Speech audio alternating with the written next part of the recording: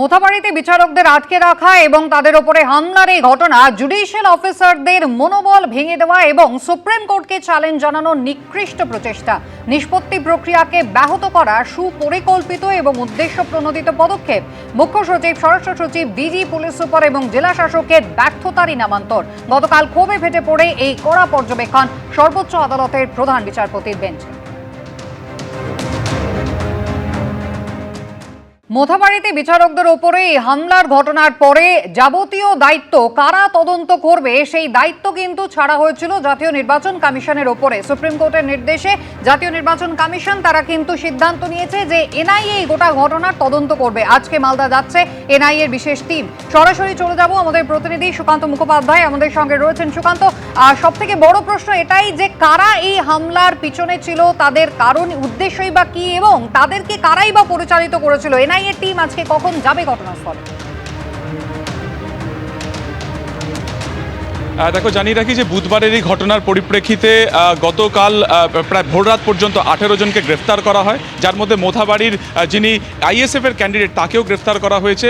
মোথাবাড়ি এবং অন্যদিকে কালিয়াচক থানা, এই দুটি থানা মিলে প্রায় 10টি সুমোটো মামলা রুজু করেছিল জেলা পুলিশ এবং সেই পরিপ্রেক্ষিতে এই 18 জনকে গ্রেফতার করে এবং গতকালকে 18 জনকে মালদা আদালতে তোলা হলে তাদেরকে 10 দিনের পুলিশি হেফাজতের নির্দেশ দেওয়া হয়।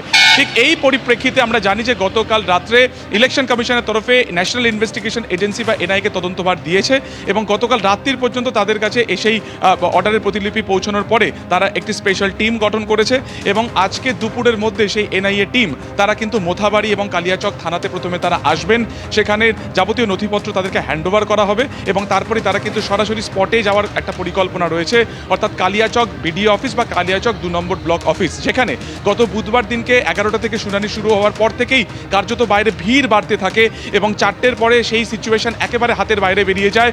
ঠিক 5টা থেকে 6টা নাগাদ যখন এই বিচারকদের যারা শুনানি করছিলেন, বিচার বিভাগীয় আধিকারিক, তারা যখন বেরোতে যান সেই সময় তাদেরকে আটকে দেওয়া হয় এবং সেই অবস্থা চলে রাত্রির 11টা পর্যন্ত এবং তারপরে যখন সেই কনভয় নিয়ে এসপি এবং কেন্দ্রীয় বাহিনীর কনভয় নিয়ে তাদেরকে বেরোনোর চেষ্টা করেন তারা, সেই সময় তাদের গাড়ি প্রথমে বাঁশের ব্যারিকেড দিয়ে আটকানো হয় আমলিপোতা বলে একটি জায়গাতে এবং তারপরে যখন সেই ব্যারিকেড কার্যত টপকে সেই গাড়ি যাওয়ার চেষ্টা করে তখন তাদের গাড়ির উদ্দেশ্যে ইট বৃষ্টি করা হয়। ফলত এই ঘটনার একাধিক পার্সপেক্টিভ রয়েছে, তার কারণ এই 7 জন বিচার বিভাগীয় আধিকারিক তারা কিন্তু আগেই আশঙ্কা প্রকাশ করেছিলেন যে তারা যেখানে শুনানি করছেন অর্থাৎ বিডিও অফিসে হামলা হতে পারে, এই কথা তারা ডিএমকেও জানিয়েছিলেন, কিন্তু ডিএম এর তরফে কিন্তু এই যে শুনানি যে জায়গা সেই স্থল কিন্তু পরিবর্তন করা হয়নি। কেন পরিবর্তন করা হয়নি? এবং যখন বুধবার দিনকে বিকেল 4টের পর থেকে সেখানে কার্যত ভিড় বাড়ছিল, তাদের হাতে ন্যাশনাল ফ্ল্যাগ ছিল, তাদের মধ্যে প্রচুর মহিলারা ছিলেন, অনেকে বহিরাগতও ছিলেন বলে পুলিশ সূত্রে জানা যাচ্ছে, তারা যখন সেখানে কার্যত জমায়েত বা গ্যাদারিং করছিলেন, কেন সেই গ্যাদারিং সরিয়ে দেওয়া হলো না? কারণ সেই সময় কিন্তু সেন্ট্রাল ফোর্স ছিল এবং দ্বিতীয়ত হচ্ছে কার্যত যখন যে রাস্তা থেকে এই গাড়ি নিয়ে বেরোনো হচ্ছিল সেইটাকে কেন আগে থেকে স্যানিটাইজ করা গেল না? সেখানে যে তারা রাস্তা ব্লকেট করে রেখেছিলেন সেই খবর কেন জেলা পুলিশের কাছে গেল না? একাধিক প্রশ্ন কিন্তু রয়েছে, একাধিক গাফিলতির যে পয়েন্টগুলো রয়েছে সেগুলোও কিন্তু পয়েন্ট আউট করার চেষ্টা করবেন এনআইএ তদন্তকারীরা এবং 18 জন যাকে ইতিমধ্যে 10 দিনের পুলিশ কাস্টাডি পেয়েছে তাদেরকেও নিজেদের কাস্টাডি চাওয়ার জন্য কিন্তু আদালতে আবেদন করতে পারে। ফলত আজকে সব মিলিয়ে এনআইএ আজকে আসবে, তৎপরতা রয়েছে, একাধিক জায়গাতে সেন্ট্রাল ফোর্স মোতায়েন করা হয়েছে। মোথাবাড়ির কালিকাপুর গ্রাম, যেখানে আমরা গতকালকে গেছিলাম, রাস্তার মধ্যে গাছের গুড়ি ফেলে সেখানে আগুন লাগিয়ে দেওয়া হয়েছিল, তারপরে অচিনতলা, তারপরে হচ্ছে তোমার মোথাবাড়ি, সমস্ত জায়গাতে কিন্তু ইতিমধ্যে ডিপ্লয় করা হয়েছে সেন্ট্রাল ফোর্স যাতে নতুন করে কোনো বিক্ষোভ না হয়। অন্যদিকে যে জাতীয় সড়ক, যেখানে আমি এই মুহূর্তে দাঁড়িয়ে হচ্ছে, একবার ছোট করে দেখিয়ে নেবো, এই হচ্ছে ন্যাশনাল হাইওয়ে 12 নম্বর জাতীয় সড়ক। এই রাস্তা কিন্তু পুরোপুরি ট্রাফিক জ্যাম ছিল, কিন্তু গতকালকে বিকেল 4টে নাগাদ যদুপুরের কাছে একটি বিক্ষোভ যেখানে ছিল, যার ফলে গোটা রাস্তা কার্যত জ্যাম হয়েছিল, সেই যানজট কিন্তু অনেকটা উঠেছে, এখন দেখতে পাচ্ছি অনেকটা ক্লিয়ার রয়েছে। ফলত একটা বড়সড় যে জায়গা, যে ন্যাশনাল হাইওয়ে কোনোভাবে বন্ধ করা যাবে না, যাতে বিক্ষোভকারীরা যাতে এর আশপাশেও না আসতে পারে, সেই কারণে কিন্তু বিভিন্ন জায়গাতে সেন্ট্রাল ফোর্স মোতায়েন করা হয়েছে। ফলত সব মিলে এনআইএ আজকে আসবে এবং দেখার যে তাদের তদন্ত গতি প্রকৃতি কি হয়, তারা কি প্রসেসে তারা তদন্ত এগিয়ে নিয়ে যায়। সুকান্ত, ধন্যবাদ।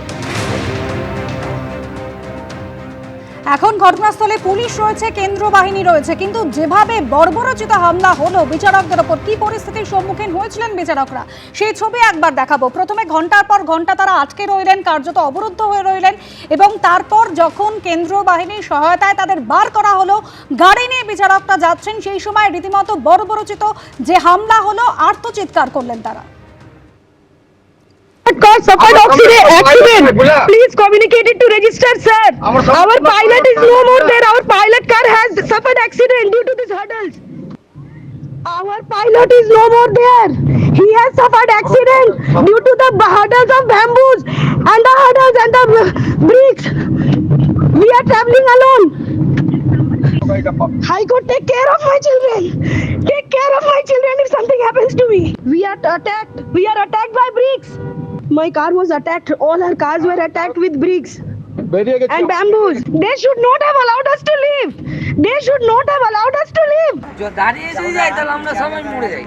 যেখানে বোম মেরেছিল এই তো সুপ্রিম কোর্টের নির্দেশে কলকাতা হাইকোর্ট নিযুক্ত করেছেন এই জুডিশিয়াল অফিসারদের। তাদের নিরাপত্তার সম্পূর্ণ দায়িত্ব নির্বাচন কমিশনের। কড়া প্রতিক্রিয়া দিয়েছে গতকাল সর্বোচ্চ আদালত। বিচারপতি জয়মাল্য বাগচি বলেন, জুডিশিয়াল অফিসারদের নিরাপত্তা দেওয়া নির্বাচন কমিশনের দায়িত্ব। তার জন্য যা যা করার দরকার তা নির্বাচন কমিশনকে করতে হবে।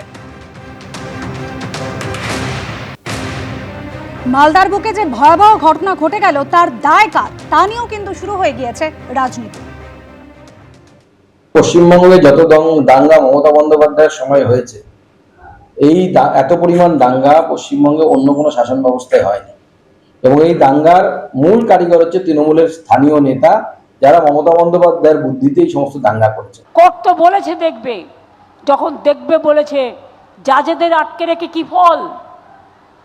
তারা তো আরো আপনাদের বিরুদ্ধে দিয়েছে, ভালো করে ঠেসে আজকে বাংলার রাজ্যটাকে বদনাম করে দিল। যদিও আমার হাতে কিছু নেই, ল অ্যান্ড অর্ডার আমার হাতে নেই, ওটা ইলেকশন কমিশন নিয়ে নিয়েছে, অমিত শাহ নিয়ে নিয়েছে।